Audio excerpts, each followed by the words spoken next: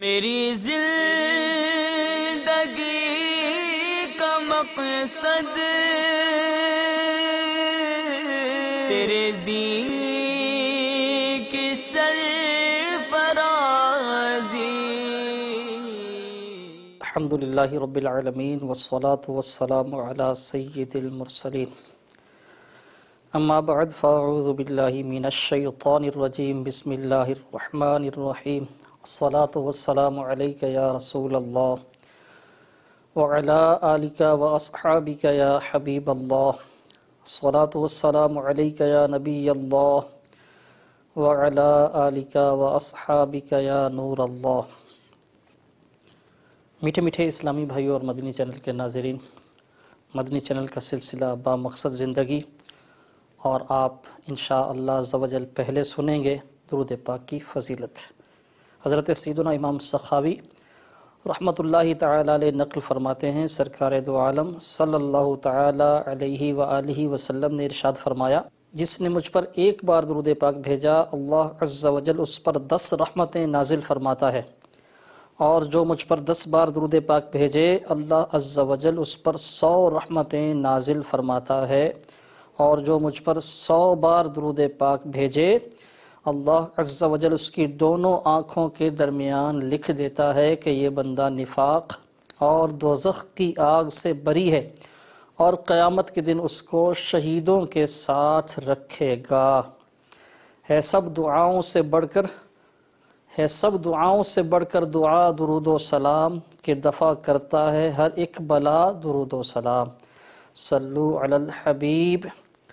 صلی اللہ تعالی علی محمد وعلی آلہ وصحبہ وسلم۔ میٹھے میٹھے اسلامی بھائیوں اور مدنی چینل کے ناظرین، آئیے حصول ثواب کے لیے، اللہ عز و جل کی رضا کے لیے سلسلے کے آغاز میں کچھ اچھی نیتیں کر لیتے ہیں۔ نیت کیجئے کہ علم دین کے حصول کے لیے اول تاخر پوری توجہ کے ساتھ سلسلے میں حاضر رہیں گے، توجہ سے سنیں گے، جو سنیں گے انشاءاللہ عز و جل اس پر عمل کریں گے، اور نیکی کی دعوت عام کرنے کی نیت سے یہ مدنی پھول دوسرے اسلامی بھائیوں تک بھی پہنچائیں گے۔ میں نیت کرتا ہوں اللہ عز و جل کی رضا کے لیے، حصول ثواب کے لیے، نیکی کی دعوت عام کرنے کی نیت سے مدنی پھول بیان کروں گا۔ امام ابو نعیم احمد بن عبداللہ اصفہانی رحمۃ اللہ تعالی علیہ، آپ حلیۃ الاولیاء میں نقل کرتے ہیں، حضرت سیدنا ابراہیم تیمی رحمۃ اللہ تعالی علیہ، آپ ارشاد فرماتے ہیں، ایک بار میں نے یہ تصور باندھا کہ میں جہنم میں ہوں اور آگ کی زنجیروں میں جکڑا ہوا ہوں۔ تھوہر یعنی زہریلا کانٹے دار درخت جو کہ جہنمیوں کی غذا ہوگا، وہ کھا رہا ہوں، دوزخیوں کا پیپ پی رہا ہوں۔ ان تصورات کے بعد میں نے اپنے نفس سے استفسار کیا، بتا تجھے کیا چاہیے، جہنم کا عذاب یا اس سے نجات؟ نفس بولا نجات، اس لیے میں چاہتا ہوں کہ دنیا میں واپس چلا جاؤں اور ایسے عمل کروں جس کی وجہ سے مجھے اس دوزخ سے نجات مل جائے۔ نفس سے آپ تصور میں کلام فرما رہے ہیں۔ نفس سے پوچھا، یعنی پہلے تصور باندھا جہنم کا، جہنم کی آگ میں ہے، جہنم کی زنجیروں نے جکڑا ہوا ہے۔ تھوہر یہ ایک کانٹے دار درخت ہوتا ہے، وہ کھانے کو ملا ہے اور وہ کھانا ہے۔ دوزخیوں کا پیپ پی رہا ہوں، اس طرح آپ تصور باندھ رہے ہیں، اور یہ تصورات باندھنے کے بعد ظاہر ہے آپ بھی اگر یہ تصور باندھیں، میں تصور باندھوں، تو یقیناً وہ کپ کپی طاری ہو جائے گی۔ آگ کا تصور انسان کو لرزا دیتا ہے، پھر جہنم کی آگ جو دنیا کی آگ سے کئی گنا زیادہ سخت ہے، اس آگ کا تصور، پھر وہ آگ کی زنجیروں سے اپنے بدن کو وہ جکڑا ہوا تصور کرنا، پھر تھوہر کھانے کا تصور۔ ہم تو اتنے وہ نازک مزاج ہیں کہ اچھا بھلا پکا ہوا کھانا بھی اگر تھوڑا پھیکا ہو یا مزاج کے مطابق نہ ہو تو گلے سے نہیں اترتا، کھانا نہیں، تھوہر کانٹے دار وہ پھل، وہ یعنی کھانا تصور تو بہت دور کی بات، یعنی کھانا تو بہت دور کی بات، ہم تصور بھی نہیں کر سکتے۔ پھر پانی نہیں، گندا پانی نہیں، دوزخیوں کا پیپ جو کہ جہنمیوں کی یعنی کو جب پیاس لگے گی تو روایتوں میں ہے وہ پانی طلب کریں گے تو ان کو خون اور پیپ دیا جائے گا۔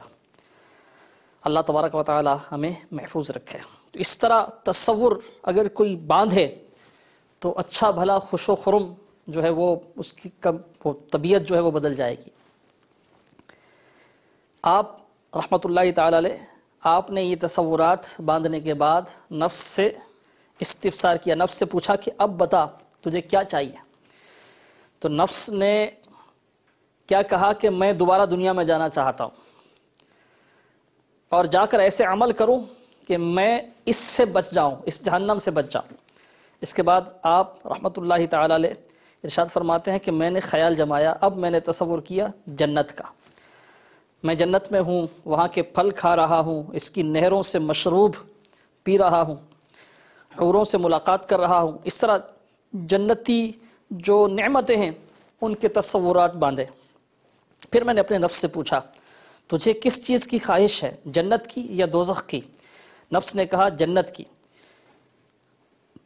اس لیے میں چاہتا ہوں کہ دنیا میں جا کر نیک عمل کر کے آؤں تاکہ جنت کی خوب نعمتیں پاؤں۔ تب میں نے اپنے نفس سے کہا فی الحال تجھے مہلت ملی ہوئی ہے، یعنی ابھی تو مرا نہیں ہے، ابھی مہلت ہے، ابھی تیرے لیے یہ اختیار ہے کہ تو اپنی راہ متعین کر لے، سدھر کر جنت میں جانا ہے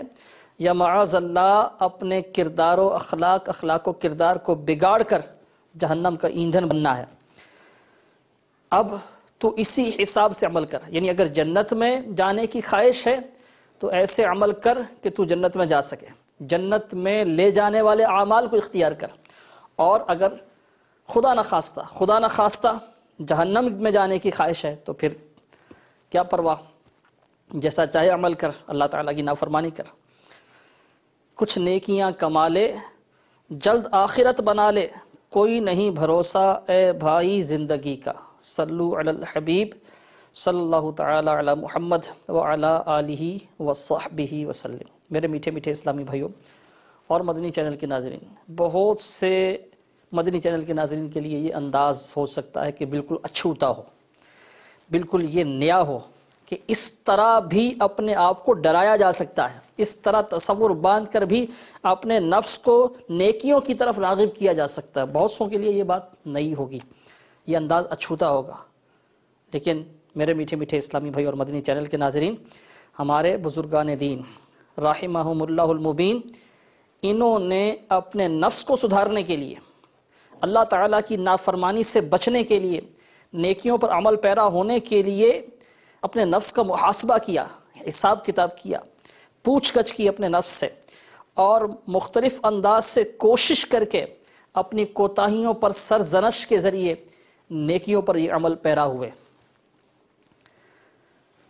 اللہ تبارک و تعالیٰ کے نیک اور پاک باز بندے، یعنی ان کا یہ فکر مدینہ کا انداز، فکر مدینہ یعنی مدینہ طیبہ کی فکر، مراد اس سے یہ ہے کہ بندہ دینی امور میں سوچ و بچار کرے، اور آخرت کی فکر یقیناً سب سے افضل ہے۔ مرنا تو ہمیں ہے ہی، موت سے تو کوئی بھی انکار نہیں کر سکتا۔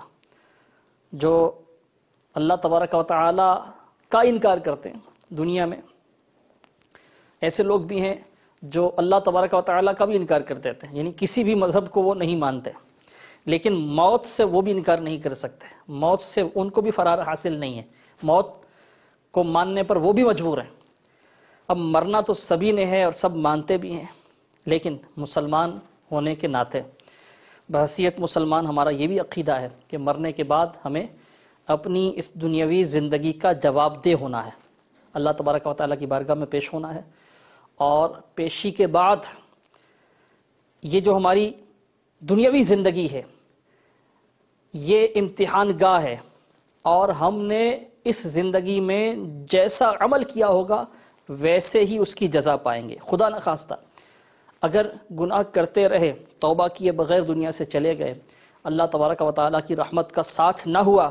تو میرے میٹھے میٹھے اسلامی بھائیوں، مدنی چینل کے ناظرین سبھی جانتے ہیں کہ جہنم بھی ٹھکانہ ہو سکتا ہے، تو ہم کیوں نہ جہنم کی سزا سے اپنے آپ کو ڈرائیں۔ ہمارے اسلاف کرام رحمہم اللہ اس طرح آخرت کا تصور باندھ کر، آخرت کی سزاؤں کا تصور باندھ کر، موت کا تصور باندھ کر، اللہ تبارک و تعالیٰ کی عذاب سے اپنے آپ کو ڈرا کر اپنے نفس کو نیکی کی طرف راغب کرتے تھے، اور جو ہر وقت اللہ تبارک و تعالیٰ سے خائف رہے، یعنی ڈرتا رہے، خود کو زیادہ سے زیادہ سدھارنے کی کوشش کرے، آخرت کی تیاریوں میں مشغول رہے، یقیناً ایسے لوگ ہی کامیاب ہوتے ہیں، جیسا کہ اللہ تبارک و تعالیٰ قرآن پاک میں ارشاد فرماتا ہے، سورہ بنی اسرائیل پارہ نمبر 15 آیت نمبر 19، وَمَنْ أَرَادَ الْآخِرَةَ وَسَعَى لَهَا سَعْيَهَا وَهُوَ مُؤْمِنٌ فَأُولَئِكَ كَانَ سَعْيُهُمْ مَشْكُورًا۔ ترجمہ کنز الایمان، اور جو آخرت چاہے اور اس کی سی کوشش کرے اور ہو ایمان والا، تو انہی کی کوشش ٹھکانے لگی۔ مفسرین کرام نے اس آیت کریمہ کی تفسیر میں ارشاد فرمایا ہے کہ عمل کی قبولیت کے لیے 3 شرطیں ہیں۔ اس آیت کریمہ سے یہ پتہ چلا، پہلی شرط ہے کہ بندہ طالب آخرت ہو، اس کی نیت آخرت کے ثواب کے حصول کی ہو۔ اگر کوئی نیک کام بھی کرتا ہے لیکن اس کی نیت دنیا میں شہرت طلبی کی ہوتی ہے، شہرت کے لیے کرتا ہے، یا کوئی اور مذموم مقصد ہوتا ہے، دنیاوی دولت کے لالچ میں کوئی عمل کرتا ہے، اگرچہ نیک کام ہو، تو یہ نیت کا فساد، بری نیت اس عمل کی قبولیت میں رکاوٹ بن جائے گی۔ تو پہلی شرط ہے کہ نیت خالص ہو، اللہ کی رضا کی نیت ہو، جو آخرت چاہے اور اس کی سی کوشش کرے، وَسَعَى لَهَا سَعْيَهَا، اس کی سی کوشش کرے، یعنی عمل جو کیا جا رہا ہے اس کو تمام تر تقاضوں کے ساتھ کرے۔ مثلا نماز پڑھتے ہیں تو نماز کی شرائط، نماز کے فرائض، نماز کے واجبات، نماز میں جو سنن ہیں، سنتیں ہیں، نماز کے مستحبات، ان سب کا لحاظ رکھتے ہوئے مفسدات نماز سے، مکروہات تحریمی سے بچتے ہوئے اچھے طور پہ نماز ادا کرے۔ یہ ایک مثال ہے نماز کی، یعنی کوئی بھی عمل کرے تو اس کے حقوق جو ہیں، اس عمل کے جو تقاضے ہیں وہ پورے کرے۔ اور تیسری شرط جو اگرچہ یہاں تک یعنی بیان آخر میں کیا گیا، لیکن یہ سب سے اولیت اسی کی ہے کہ یہ عمل کرنے والا ہو مومن، ہو ایمان والا۔ اگر ایمان والا ہو، نیت خالص ہو اور عمل اس کے تقاضوں کے ساتھ وہ پورا کرے، تو اس کے لیے کیا ارشاد فرمایا گیا؟ فَأُولَئِكَ كَانَ سَعْيُهُمْ مَشْكُورًا، انہی کی کوشش ٹھکانے لگی، جو اس طرح کوشش کریں گے وہی کامیاب ہوں گے۔ میرے میٹھے میٹھے اسلامی بھائی اور مدنی چینل کے ناظرین، آج ہماری حالت یہ ہے کہ ہم دنیاوی کل یعنی مستقبل کی سدھار کے لیے، مستقبل کو سدھارنے کے لیے بہت غور و فکر کرتے ہیں، اس کے لیے طرح طرح کی آسائشیں جمع کرتے ہیں، اس کی سعی میں، اس کی کوشش میں لگے رہتے ہیں، بینک بیلنس بڑھاتے ہیں، کاروبار کو بڑھاتے ہیں، کاروبار کو چمکاتے ہیں، دنیاوی راحتوں کے حصول کے لیے نہ جانے کیسے کیسے منصوبے بناتے ہیں تاکہ ہمارا یہ دنیاوی کل بہتر ہو جائے، دنیاوی مستقبل سنور جائے۔ لیکن افسوس، اخروی کل یعنی آخرت کو سدھارنے کی فکر سے یکسر غافل ہیں اور اس کی تیاری کے معاملے میں بالکل کاہل ہیں۔ حالانکہ صرف اس دنیاوی کل کے سدھرنے کا انتظار کرنے والے نہ جانے کتنے نادان انسانوں کی آہ حسرت موت کی ہچکیوں سے ہم آغوش ہو جاتی ہے، اور وہ روشن مستقبل پا کر خوشیاں منانے کے بجائے اندھیری قبر میں اتر کر کار افسوس میں جا پڑتے ہیں۔ فقط دنیاوی زندگی سدھارنے کے تفکرات میں مستغرق ہو کر اسی کے لیے کوشش کرتے رہنا، اپنی آخرت کی بھلائی کے لیے فکر و عمل سے غفلت برتنا، سابقہ اعمال پر اپنا احتساب کرتے ہوئے آئندہ گناہوں سے بچنے اور نیکیاں کرنے کا عزم نہ کرنا سراسر نقصان کا باعث ہے۔ سمجھدار وہی ہے جس نے حساب آخرت کو پیش نظر رکھتے ہوئے خود کو سدھارنے کے لیے، اپنی اصلاح کے لیے اپنے نفس کا سختی سے محاسبہ کیا گناہوں پر افسوس کیا، گناہوں کے برے انجام کا خوف یہ اس پر غالب آیا، جیسا کہ ہمارے اسلاف کرام رحمہم اللہ ان کا طرز عمل رہا ہے کہ وہ اپنی لغزشوں، اپنی کوتاہیوں، اپنی غلطیوں کو پیش نظر رکھتے اور اللہ تبارک و تعالیٰ کی بارگاہ میں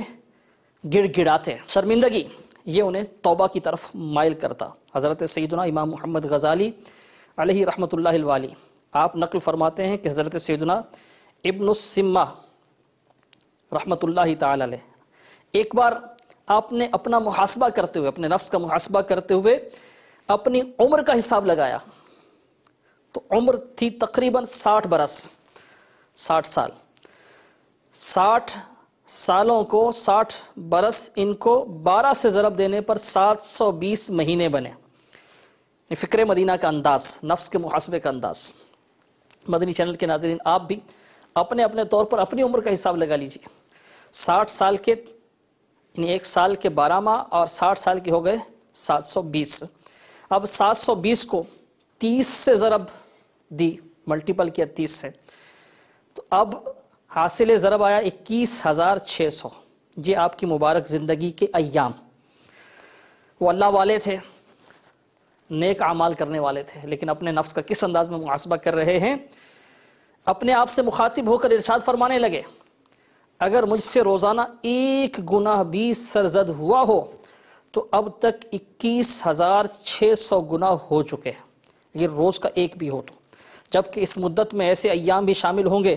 جن میں یومیہ 1000 تک بھی گناہ ہوئے ہوں گے۔ یہ کہنا تھا کہ خوف خدا عز و جل سے لرزنے لگے، پھر یکا یک ایک چیخ ان کے منہ سے نکلی اور فضا میں گم ہو گئی۔ آپ رحمت اللہ تعالی علیہ زمین پر تشریف لے آئے، دیکھا گیا تو طائر روح قفس عنصری سے پرواز کر چکا تھا، یعنی ان کا انتقال ہو چکا تھا۔ اللہ تبارک و تعالی کی ان پر رحمت ہو اور ان کے صدقے اللہ تبارک و تعالی ہماری بے حساب مغفرت فرمائے۔ میٹھے میٹھے اسلامی بھائی اور مدنی چینل کے ناظرین، مرحبا ہمارے بزرگان دین رحمہم اللہ المبین، ان کا فکر آخرت کا انداز، نفس کے محاسبے کا انداز کتنا پیارا انداز تھا، کس قدر اعلیٰ انداز تھا۔ اپنی اصلاح کے لیے، نفس کو سدھارنے کے لیے کس طرح محاسبہ فرماتے ہیں۔ ہر دم نیکیوں میں مصروف رہنے کے باوجود خود کو گناہگار تصور کرتے، ہمیشہ اللہ تعالیٰ سے ڈرتے رہتے، یہاں تک کہ فرط خوف سے، خوف کے غلبے سے بہت سو کی روحیں پرواز کر جاتی۔ اس طرح کے واقعات ہیں جیسا کہ آپ نے ابھی سنا۔ مگر افسوس، ایک طرف ہم ہیں، ایک طرف وہ حضرات قدسیاں ہیں اور ایک ہم ہیں کہ ہماری حالت یہ ہے، شب و روز، رات دن گناہوں کے سمندر میں غرق رہنے کے باوجود نہ ہمیں احساس ندامت ہے، نہ آخرت کا خوف، نہ خوف عاقبت۔ ہمارے اسلاف رحمہم اللہ شب بیداریاں کرتے، یعنی رات کو جاگ جاگ کر اللہ تعالیٰ کی عبادت کرتے، کثرت سے روزے رکھتے، کثیر اعمال خیر بجا لاتے، مگر پھر بھی خود کو کم تر خیال کرتے اور خوف خدا سے روتے رہتے، گریہ کنا رہتے۔ یہ اللہ تبارک و تعالیٰ کے ایسے نیک بندے، یعنی اللہ تبارک و تعالیٰ کی ان پر رحمتیں ہوں، ایسے نیک بندے ہیں ہمارے اسلاف کرام رحمہم اللہ۔ اسی طرح اس زمانے میں بھی اللہ تبارک و تعالیٰ کے ایسے نیک بندے ہیں جیسے ہمارے امیر اہل سنت بانی دعوت اسلامی مولانا ابو بلال محمد الیاس صاحب قادری دامت برکاتہ العالیہ۔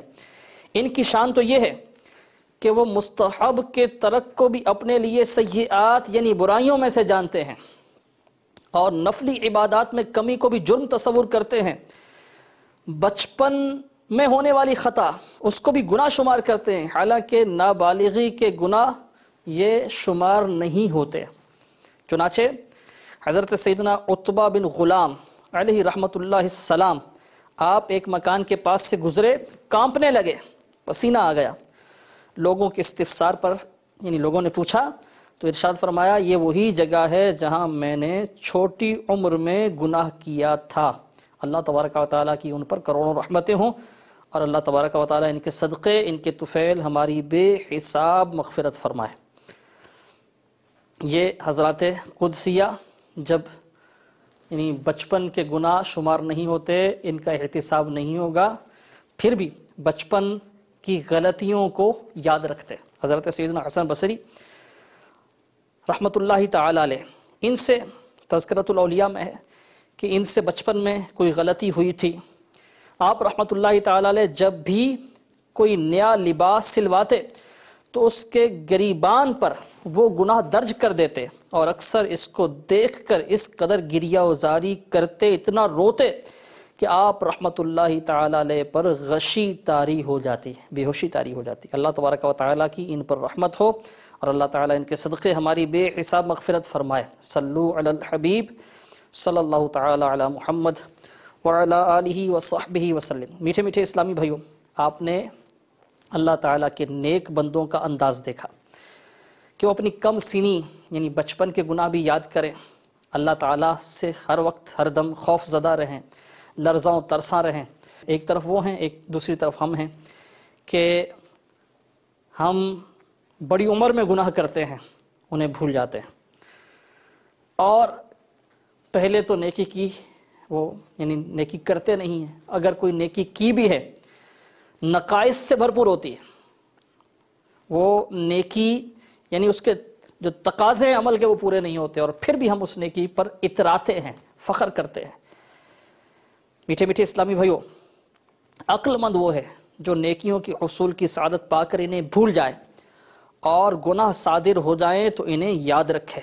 اور خود کو سدھارنے کے لیے ان پر سختی سے اپنا محاسبہ کرتا رہے، اپنے نفس کا محاسبہ کرتا رہے، بلکہ نیک اعمال میں کمی پر بھی ڈانٹ ڈپٹ کرے، اور ہر لمحہ خود کو اللہ واحد قہار عز و جل کے قہر و غضب سے ڈراتا رہے۔ یہی انداز ہمارے بزرگان دین رحمہم اللہ کا رہا ہے، جیسا کہ حضرت سیدنا فاروق اعظم رضی اللہ تعالیٰ عنہ، دوسرے خلیفہ راشد امیر المومنین حضرت سیدنا فاروق اعظم رضی اللہ تعالیٰ عنہ کا طرز عمل احیاء العلوم میں ہے۔ روزانہ آپ اپنا احتساب فرماتے، جب رات آتی تو اپنے پاؤں پر درہ مار کر فرماتے، بتا آج تو نے کیا کیا کیا ہے۔ اللہ تبارک و تعالیٰ کی ان پر رحمت ہو، اور ان کے صدقے اللہ تبارک و تعالیٰ ہماری بے حساب مغفرت فرمائے۔ میرے میٹھے میٹھے اسلامی بھائی اور مدنی چینل کے ناظرین، سیدنا فاروق اعظم رضی اللہ تعالیٰ عنہ کی شان و عظمت سے کون واقف نہیں۔ آپ عشرہ مبشرہ یعنی وہ 10 صحابہ کرام رضی اللہ تعالیٰ عنہم جن کو تاجدار رسالت صلی اللہ علیہ وسلم نے جنت کی بشارت ان کی ظاہری حیات میں، دنیاوی زندگی میں ہی ارشاد فرما دی، ان میں سے ایک ہیں سیدنا صدیق اکبر رضی اللہ تعالیٰ عنہ کے بعد بالاتفاق آپ امت میں سب سے افضل ہیں، لیکن آپ کی انکساری۔ سیدنا انس بن مالک رضی اللہ تعالیٰ عنہ فرماتے ہیں، ایک بار میں نے سیدنا فاروق اعظم رضی اللہ تعالیٰ عنہ کو ایک باغ کی دیوار کے قریب دیکھا کہ وہ اپنے نفس سے فرما رہے تھے، واہ لوگ تجھے امیر المومنین کہتے ہیں، بطور عاجزی۔ پھر ارشاد فرمایا، اور تو وہ ہے کہ اللہ سے نہیں ڈرتا عز و جل، یاد رکھ اگر تو نے اللہ عز و جل کا خوف نہیں رکھا تو اس کے عذاب میں گرفتار ہو جائے گا۔ اللہ تبارک و تعالی کی ان پر کروڑوں رحمتیں ہوں، اللہ تعالی ان خاشعین کے صدقے ہماری بے حساب مغفرت فرمائے۔ میٹھے میٹھے اسلامی بھائیوں، سیدنا فاروق اعظم رضی اللہ تعالیٰ عنہ کا فکر مدینہ کا انداز، نفس کے محاسبے کا انداز آپ نے دیکھا، ملاحظہ کیا۔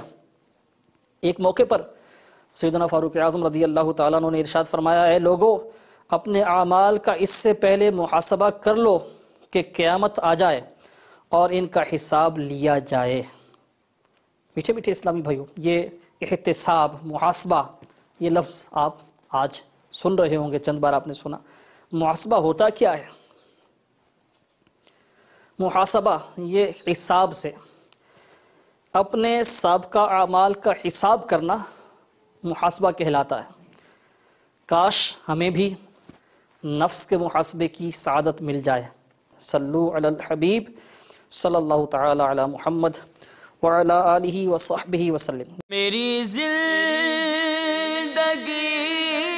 کا مقصد